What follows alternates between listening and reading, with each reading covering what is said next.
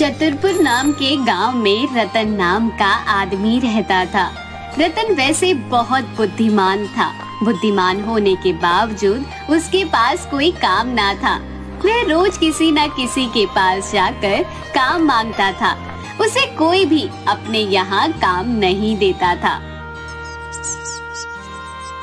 एक दिन रतन राशन की दुकान पर जाकर दुकानदार से कहता है, भैया कोई काम हो तो दो, मेरे पास कोई काम नहीं है, जिसके कारण मेरा परिवार कई बार भूखा रहता है। रतन, तू बहुत समझदार है, तू कुछ पढ़े लिखो का काम कर। यह क्या मजदूरी का काम कर रहा है? अब जा, काम धंधे के समय खोटी ना कर। रतन को बुरा तो लगता है, पर वह दुकान से जाते हुए मन ही मन सोचता है कि चलो छोड़ो, इन्हें कभी न कभी मेरी अहमियत समझ आएगी। काम नहीं मिलने के कारण वह बहुत परेशान रहने लगता है। धीरे धीरे समय भी बीतने लगता है।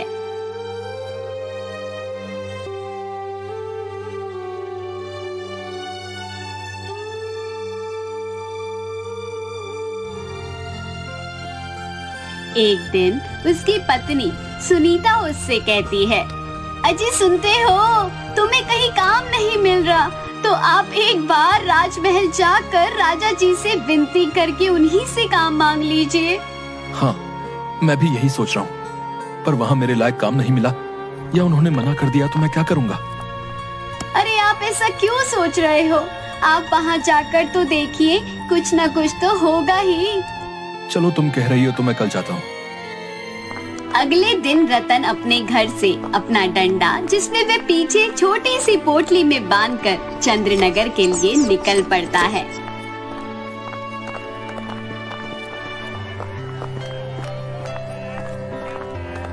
चंद्रनगर पहुंचने के बाद वह वहां लगे साप्ताहिक हाट और मेले में घूमता हुआ राजमहल पहुंचता है। महल की भव्यता इतनी कि हर किसी की आंखें बड़ी हो जाए। अरे वाह, कितना सुंदर और भव्य महल है। चलो चलता हूँ महाराज के पास मदद मांगने। भैया, ये मुख्य द्वार कहाँ है? आम दरबार कहाँ लगा है? बाएं से तीसरा दरवाजा। पर कोई मतलब नहीं है, हमारी परेशानियों का वहाँ सिर्फ मजाक बनेगा। महाराज का नाम तो आप जानते ही हो, खड़क सिंह नाम है उनका। अच्छा, जो भी हो, मुझे तो बस अपने काम से मतलब है। इतना कहता हुआ वहाँ से चला जाता है। महल के मुख्य द्वार पर पहुँचने के बाद वह देखता है कि आज राजा ने आम जनता के लिए दरबार लगाया है, जिसमें राजा लोगों की समस्या सुन उनका मजाक बनाने लगता है। हालांकि लोग राजा के पास आना नहीं चाहते थे, पर उनकी परेशानी का हल के लिए उन्हें राजा के महल आना पड़ता था। लोगों की सुनवाई वाली कतार में रतन भी लग जाता है और अपनी बारी का इंतजार करने लगता है। थोड़ी देर बाद रतन की बारी आती है। प्रणाम महाराज, मेरा नाम रतन है। मैं आपके राज्य के गांव चतुरपुर से हूँ। मुझे मेरे परिवार के भरण पोषण और निर्वहन के लिए रोजगार की आवश्यकता है। मुझे आपके यहाँ कोई काम मिल जाएगा तो बहुत मेहरबानी होगी। अच्छा, तुम्हें काम की तलाश है? काम तो मिल जाएगा, पर इसके लिए तुम्हें किसी प्रकार का धन नहीं मिल पाएगा। महाराज, बिना धन मिले मैं कैसे अपना गुजारा कर पाऊंगा? तुम मेरे दिए गए कार्य को मना कर मेरी अवहेलना कर रहे हो। जानते नहीं हो मूर्ख, खड़क सिंह नाम है हमारा। खड़क सिंह। सैनिक, इसे बंदी बनाकर इसे 10 दिनों तक काल कोठरी में बंद कर दिया जाए। महाराज, मुझे माफ कर दिया जाए, मेरी बात का आप गलत मतलब निकाल रहे हैं। इतने में सैनिक आकर उसे कारागार की तरफ घसीट कर ले जाते हुए उसे काल कोठरी में डाल देते हैं। रतन अंदर बैठे बैठे रोता है। ये सब मेरे साथ ही क्यों होता है? इसमें मेरी क्या गलती? मैं तो बस काम मांगने आया था। 10 दिन किसी न किसी तरह बीत जाते हैं। उधर चतुरपुर में उसके बच्चे और पत्नी भी परेशान होते हैं। 11वें दिन जब उसे छोड़ा जाता है तो रतन सोचता है, अब मैं चुप नहीं रहूंगा, इन सभी को सबक सिखा कर रहूंगा। इस खड़क सिंह को इसके सिंहासन से ना उतार फेंका तो मेरा नाम रतन नहीं। फिर रतन घर लौटकर उसकी पत्नी सुनीता को सब कुछ बताता है कि उसके साथ चंद्रनगर राजमहल में क्या क्या हुआ। अब मैं उन सभी को सबक सिखाना चाहता हूँ जिन्होंने मुझे काम नहीं दिया और मुझे नाकाबिल समझा। सबक सिखाने में मैं भी आपके साथ हूँ, पर कोई गड़बड़ तो नहीं हो जाएगी। सुनो, मुझ पर भरोसा रखो, मैं सब संभाल लूंगा, पर जो मैं बताऊं वो तुम्हें करना होगा। जी ठीक है। तुम बच्चों को अभी अपने भाई बिरजू को इंद्रनगर से बुलवाकर उसके साथ मायके भेज दो। सुनीता रतन की बात सुनकर यही करती है।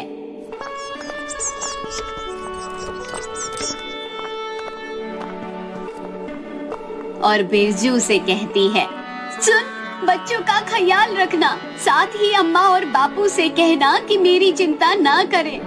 जी ठीक है दीदी। बिरजू बच्चों को लेकर चला जाता है। दूसरे दिन रतन सुनीता बात कर रहे होते हैं। तुम आज काम जल्दी करके थोड़ा आराम कर लेना, हमें रात भर जागना होगा, साथ ही बहुत सारा काम करना होगा। जी ठीक है, पर आप बताओ तो सही, मुझे क्या करना होगा? अरे मैंने पहले ही कहा था, जो मैं कहूँ वही करना होगा। अभी जो मैं कह रहा हूँ वही करो, तुम्हें सब समझ में आ जाएगा। सुनीता और रतन दोनों मिलकर सारा काम निपटाकर रात का इंतजार करने लगते हैं। रात का मध्य पैर होते ही रतन सुनीता को जगाता है। सुनीता उठो, उठो, जल्दी करो। सुनीता उठते हुए, जी कहिए, मुझे क्या करना होगा? जो रोटियां बची हुई हैं, उसे लेकर आओ और उसे 4 हिस्सों में बांटकर आधी तुम रखो और आधी मुझे दो। सुनीता ऐसे ही करती है, रोटियां लाकर आधी आधी करके आपस में बांट लेती है। बाहर चलो। दोनों घर से बाहर आ जाते हैं। तुम इन कुत्तों को धीरे धीरे रोटी डालकर गांव के बाहर तक ले जाने की कोशिश करो, जिससे कि कुत्ते मुझ पर भौंके नहीं। कुत्तों की आवाज न होने के कारण कोई भी नहीं जागेगा। सुनीता भी बात को समझ गई। वह कुत्तों को रोटी डालकर गांव के बाहर तक ले जाती है। दूसरी तरफ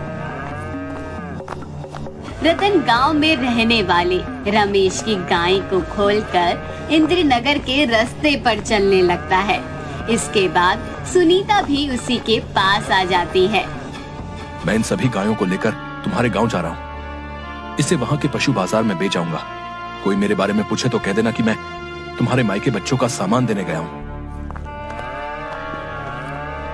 रतन गाय को लेकर इंद्रनगर के पशु बाजार में बेचकर अपने गांव चतुरपुर वापस आ जाता है। सुनीता के पास आकर, ये लो भाग्यवान, पूरे 500 रुपए। इन रुपयों को अभी किसी के सामने मत निकालना। सुनीता भी हाँ में सर हिला देती है। साथ ही वह उस दिन हुई दुर्घटना का ब्यौरा रतन को देने लगती है। आज सुबह जब किराना दुकानदार रमेश गाय की चोरी होने की वजह से रो रहा था। अच्छा हुआ, उसने भी मुझे काम देने के लिए मना किया था ना। अब धीरे धीरे चतुरपुर गांव के अलावा आसपास के गांवों में चोरियां बढ़ने लगी थी। लोग भी परेशान होने लगे थे, जिसके चलते आसपास के सभी गांव वाले सभी राजा के पास जाकर चोरियों की शिकायत करते हैं। महाराज, सभी गांव में पालतू जानवरों की चोरी होने लगी है। खड़क सिंह के होते हुए चोरी? अच्छा, हम देखते हैं, तुम लोग सभी जाओ। लोगों के जाने के बाद राजा अपने मंत्री से बात करता है। मंत्री जी, इनके पशु चोरी होने से क्या हमें कोई नुकसान या फायदा है? जी महाराज, पशु चोरी होने के कारण जो पशुपालक हमें पशुओं से होने वाले धन फायदे का कुछ हिस्सा हमें कर के रूप में देते हैं, अब पशु ना होने के कारण वो हमें नहीं मिल पाएगा। राजा बड़ी दुविधा में पड़ गया। सोचने लगा कि अब वह क्या करे, क्या ना करे। मंत्री जी, आप जांच करवाएं कि पशु कहाँ जा रहे हैं और कौन चोरी कर रहा है। जी महाराज, मैं जल्दी ही चोर को पकड़वाता हूँ, परंतु महाराज, मेरे मन में इसके लिए एक रास्ता सूझा है। क्यों ना महाराज, हम हर गांव में एक बाड़ा बनवाकर वहाँ जानवरों को रख देते हैं। देखरेख के लिए एक चौकीदार रख देते हैं। चौकीदार वहीं का स्थानीय हो, जानवरों की रक्षा होती रहेगी। माह के अंत में चौकीदार पशुपालकों से कर लेकर हमें देता भी रहेगा। ये विचार मुझे काफी पसंद आया। ठीक है, इस सूचना को सभी गांवों में पहुंचा दो। राजा ने सभी गांव में यही आदेश ढोल बजवा के प्रसारित करवा दिया कि चतुरपुर में जो भी चौकीदार बनना चाहता है उन्हें अपना नाम सरपंच के पास लिखवाना होगा। सुनो सुनो सुनो, महाराज के आदेश से आप सभी को सूचित किया जाता है कि मवेशियों की रक्षा हेतु एक बाड़ा बनवाया जा रहा है। साथ ही एक चौकीदार को भी रखा जा रहा है। जो भी चौकीदारी करना चाहे वो सरपंच के पास अपना नाम लिखवा दे। सुनो सुनो सुनो। रतन भी अपना नाम लिखवाने जाता है। मुखिया जी, मेरा नाम भी लिखवा दो, बड़ी मेहरबानी होगी। अरे रतन, पढ़े लिखे होते हुए ये काम कर रहे हो? क्या करे मुखिया जी, कुछ काम ही नहीं है तो यही सही। अब तुम्हें करना ही है तो ठीक है।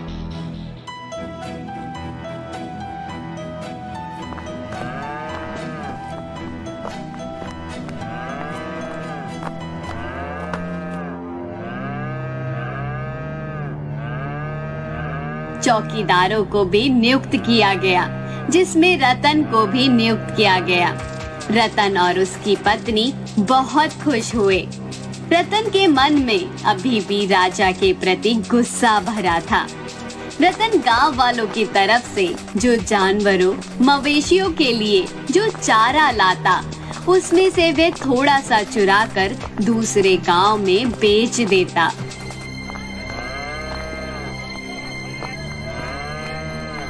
तुम्हें मवेशियों के लिए चारा चाहिए?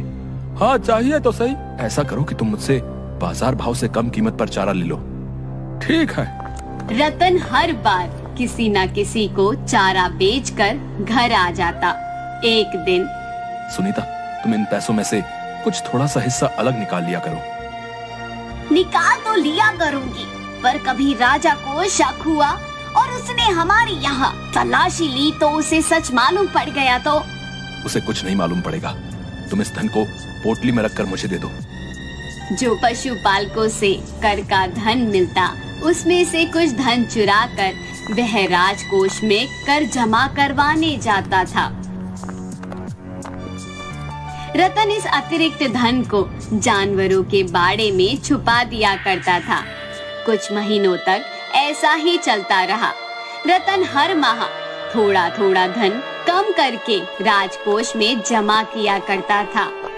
एक बार कोषाधिपति उसे बोल देता है, रतन, इस ग्राम के पशु कर का धन दिन प्रतिदिन कम होता जा रहा है। क्या कर रहे हो तुम? मुझे जितना भी कर मिलता है वो मैं आपको ही ला कर देता हूँ। इस बात को राजा भी सुन रहा होता है।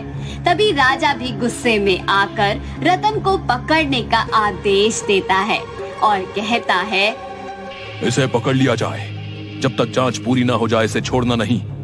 यदि कभी इस पर गुनाह सिद्ध हो जाता है तो इसे फांसी की सजा दी जाए। महाराज, मुझे अपनी सफाई का एक मौका तो दे दीजिए। रुकिए महाराज, हम सुन लेते हैं कि ये क्या कहना चाह रहा है। हाँ, रुको, इसे बोलने दो। ये क्या कहना चाह रहा है? महाराज, मैं अपनी बात रखूं उससे पहले मेरी एक शर्त है। बोलो, क्या शर्त है? यदि मैं बेकसूर सिद्ध हो जाता हूँ तो आप मुझे राजा बनाएंगे और मेरी जगह आपको ये सजा मंजूर होगी। राजा अपने गुरूर और घमंड में हाँ कह देता है। मंत्री रोकते हुए, महाराज, आप ऐसा नहीं कर सकते हैं। मंत्री, राजा आप है कि मैं? माफ कीजिए महाराज। इतना कहकर मंत्री पीछे हट जाता है। रतन, अब सिद्ध करो, तुमने धन को बीच में चुराया तो नहीं है? महाराज, मैंने धन को चुराया नहीं है, परंतु यदि आपको मुझ पर दोष लगाना होगा तो आप लगा ही देंगे। ऐसा है तो इसका फैसला हमारे यहाँ के 5 महामंत्री करेंगे। इसके लिए मुझे 1 किलो वजन का बर्फ चाहिए। जल्दी ही इसके हाथ में बर्फ ला कर दो।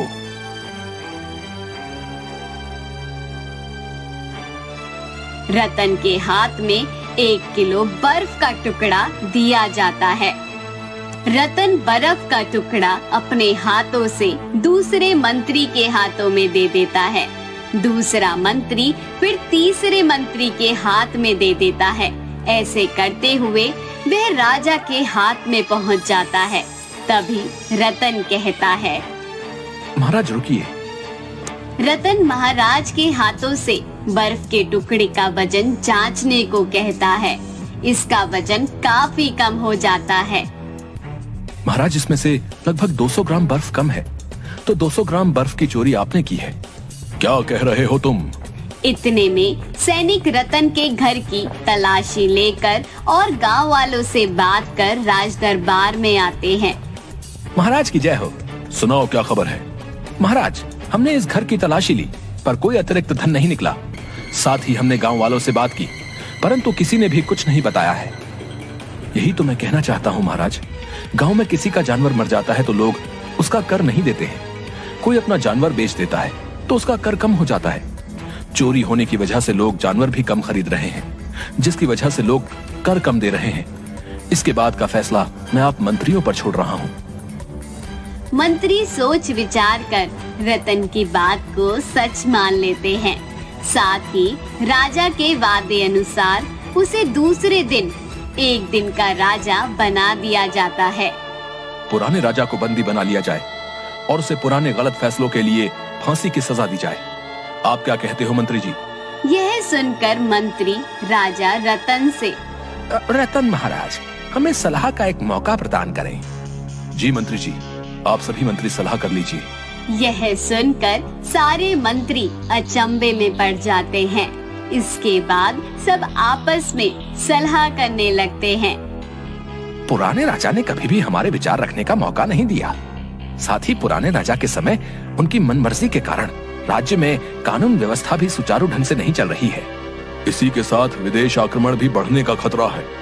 हाँ, आप सही कह रहे हैं। मंत्री रतन के पास आकर, रतन महाराज, आप इन्हें जो भी सजा देना चाहते हैं वो दे दीजिए, हम आपके साथ हैं। पुराने राजा को फांसी की सजा को माफ करने के लिए गिड़गिड़ाने लगता है। मुझे माफ कर दीजिए, मुझसे गलती हो गई। मैं समझ गया मेरी क्या गलती थी। मैं अहंकार में आ गया था।